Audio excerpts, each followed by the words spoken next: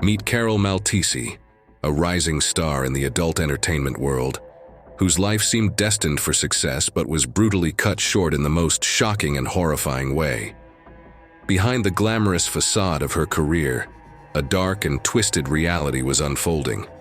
During what should have been a routine filming session, a fan's extreme and twisted demands from OnlyFans led to a scene where Carol was bound, her mouth taped shut, and a bag placed over her head. But the situation spiraled out of control, and her co-star realized she was near death.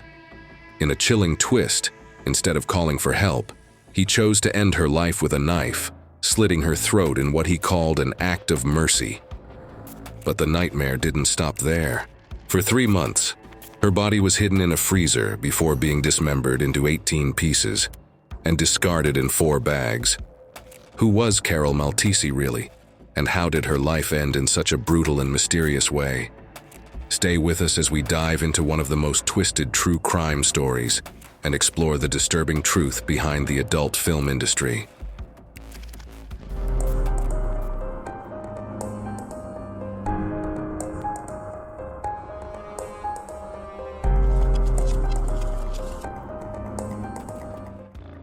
Carol Maltesi, a lively woman with Italian and Dutch roots, was born in 1995.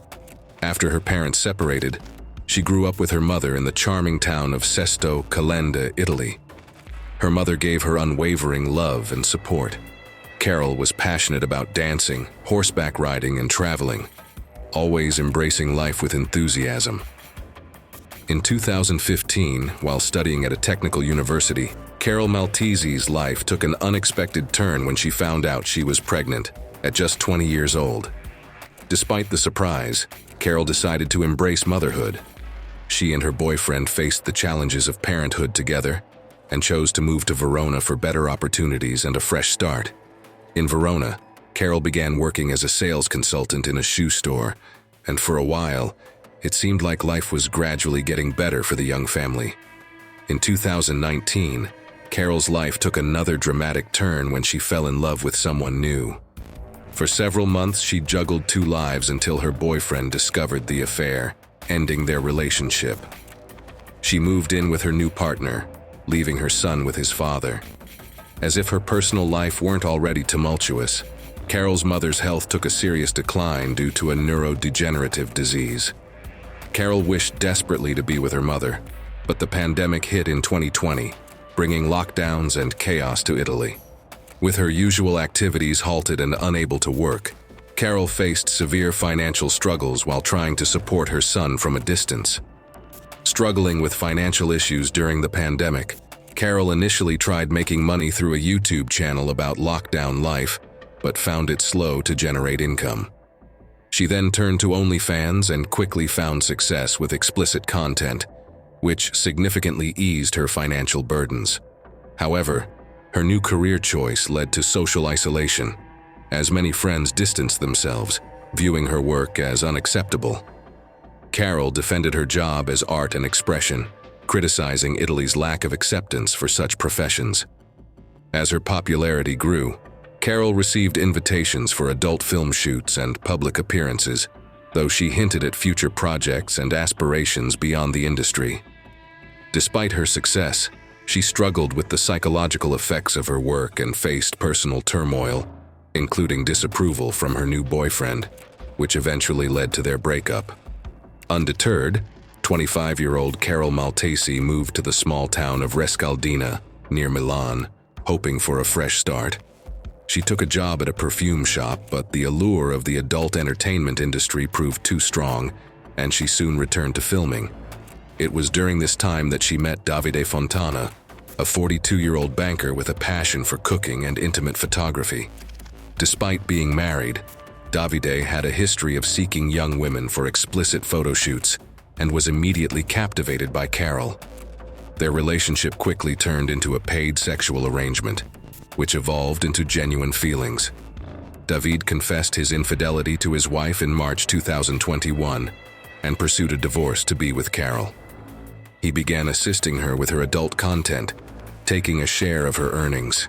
Despite his professional demeanor, Davide became possessive, especially when Carol's ex-boyfriend tried to rekindle their relationship.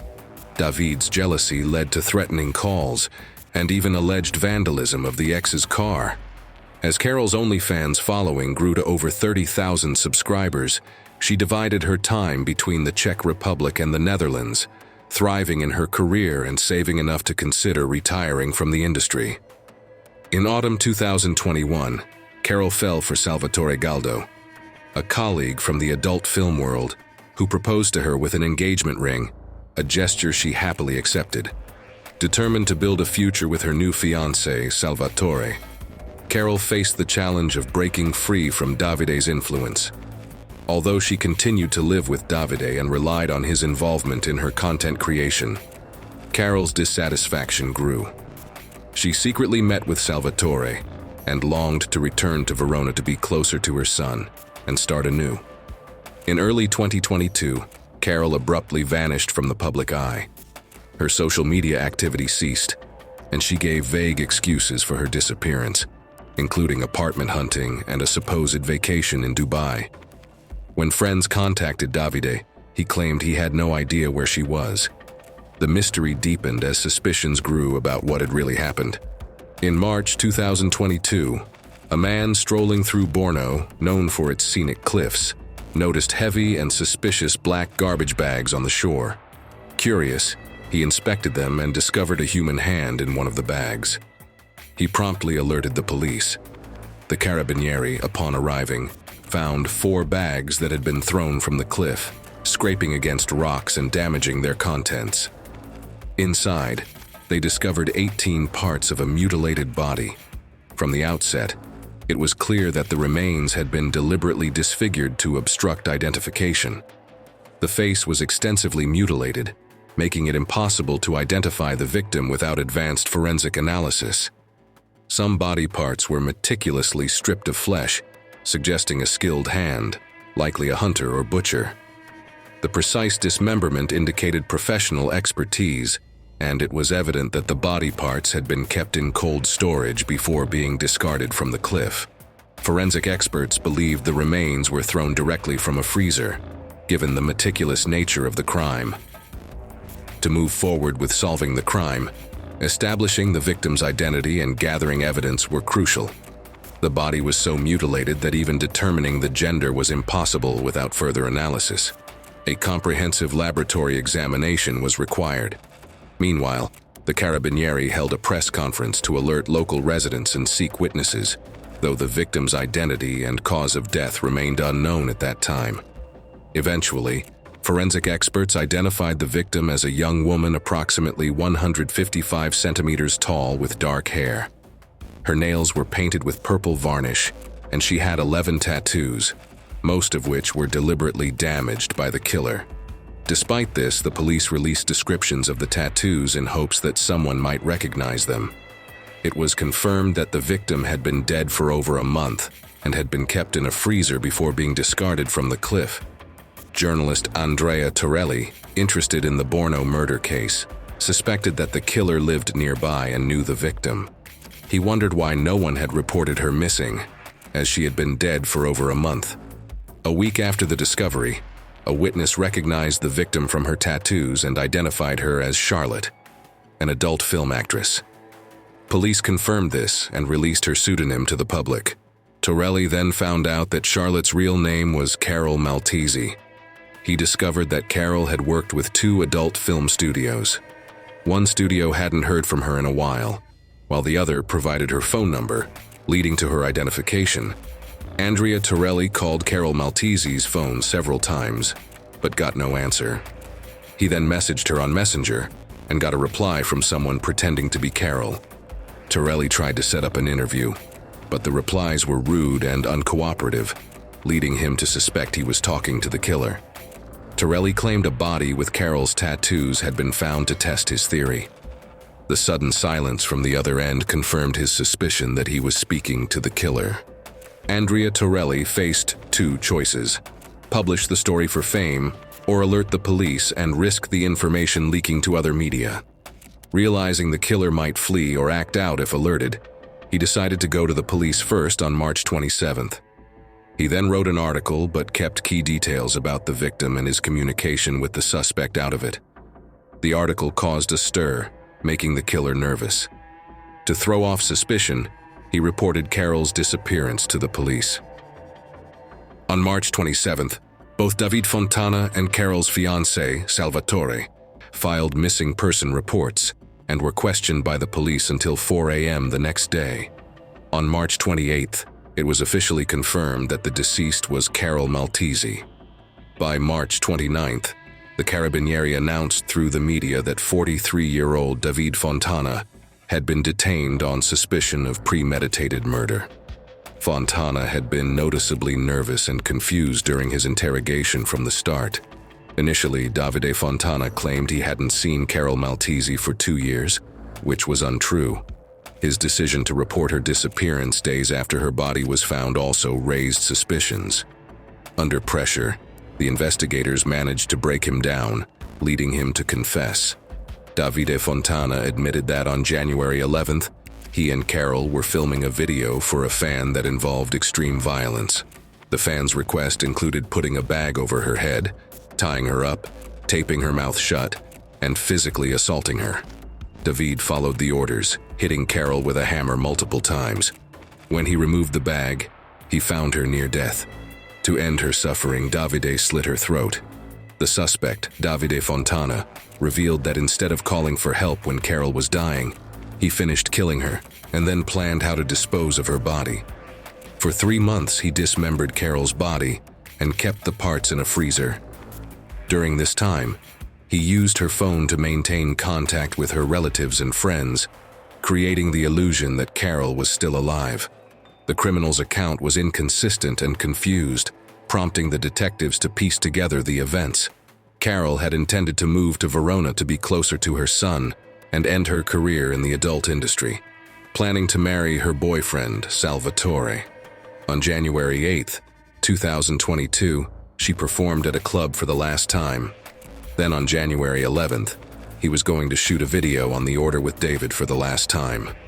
Investigations revealed that the video request came from a fake account created by Davide himself, detailing a brutal and perverse scenario involving Carol. Carol did not realize that agreeing to the video shoot gave Davide the chance to kill her. Davide's actions were premeditated. Once he obtained her phone password, he deviated from the script and brutally beat her to death with a hammer. For several days, Davide visited the filming location where Carol's body was kept, indulging his sadistic urges. He then bought tools for dismembering her body, such as a hacksaw, large scissors, an electric saw, and spare blades, from a hardware store. He also ordered a large freezer and a roaster, which caused severe burns found on Carol's body. After the murder, Davide stored Carol's dismembered remains in the freezer for several months. On January 14th, Carol was supposed to go to Paris with her boyfriend, Salvatore. Davide falsely claimed she had COVID and was in self-isolation. Salvatore, believing the lie due to the prevalence of illness, couldn't reach her and was discouraged from visiting. For 2 months, neither friends nor family checked on Carol, allowing Davide to dismember her body and dispose of the evidence. Davide maintained the illusion of Carol's continued existence by answering calls and texts from her phone and updating her social media with photos from her gallery. He made purchases and paid her rent to further the pretense. After reporting Carol missing, Davide claimed he attempted suicide but was unsuccessful due to his arrest.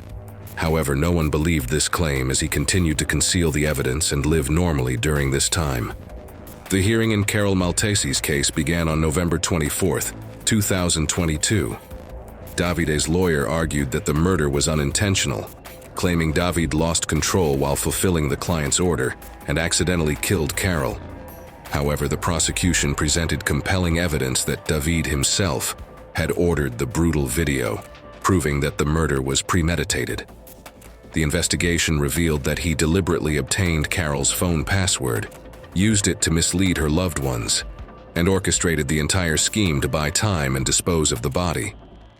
The prosecution believed the motive behind the crime was either jealousy or greed. Carol's relationship with Salvatore was thriving, and they were planning a wedding. with Carol announcing her intention to move out. For David, this meant losing Carol and the income from filming. While jealousy over Carol's work seemed implausible, as she frequently had sex on set for money, and Davide was not initially jealous, her decision to quit and start a family was a significant factor. A psychiatric evaluation confirmed that Davide was sane and fully aware of his actions. On June 12, 2023, Davide was sentenced to 30 years in prison, a surprisingly lenient sentence considering the brutality of the crime. Additionally, Davide was ordered to pay €180,000 in compensation to Carol's child, €100,000 to her parents, and €20,000 to the child's father. The case of Carol Maltesi is a stark reminder of the consequences of unchecked jealousy and greed. While justice has been served with a 30-year sentence for Davide Fontana, the pain for Carol's loved ones remains. We noticed that many of you enjoy our true crime documentaries, but haven't yet subscribed to our channel. If you want to stay updated on our latest content and delve deeper into more gripping cases, hit that subscribe button and turn on notifications. Your subscription helps us continue producing high-quality documentaries and keeps you informed with our newest releases. Also, take a moment to explore our other videos for more intriguing stories. Thank you for your support.